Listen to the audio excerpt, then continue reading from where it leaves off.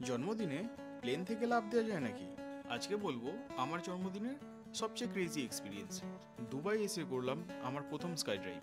ভোর 5টা, অ্যালার্ম বাজতেই চোখ খুলে গেল, পুরো এক্সাইটমেন্ট। হোটেল থেকে বেরিয়ে স্কাই ড্রাইভ স্পটে যাচ্ছি, মাথার ভেতর শুধু একটাই চিন্তা, আজকে আকাশে উড়বো। ওখানে গিয়ে এক্সপার্টরা একটু গাইড করলো, কিভাবে জাম্প করতে হয়, কিভাবে বডি পজিশন রাখতে হয়। তারপর সেফটি গিয়ার, স্যুট সব পরলাম। তখনই আসল ফিলিং, এ তো সত্যিই হচ্ছে। এবার প্লেনে উঠলাম, জানলা দিয়ে নিচে পুরো দুবাই শহর দেখা যাচ্ছে। ট্রেনার বলল রেডি, আর তারপর এক ধাক্কায় লাভ। ওই মুহূর্তটা মনে হচ্ছিল পুরো পৃথিবী উল্টে যাচ্ছে। 250 কিলোমিটার স্পিডে ফ্রি ফল, এক্সপিরিয়েন্সটা বলে বোঝানো যাবে না।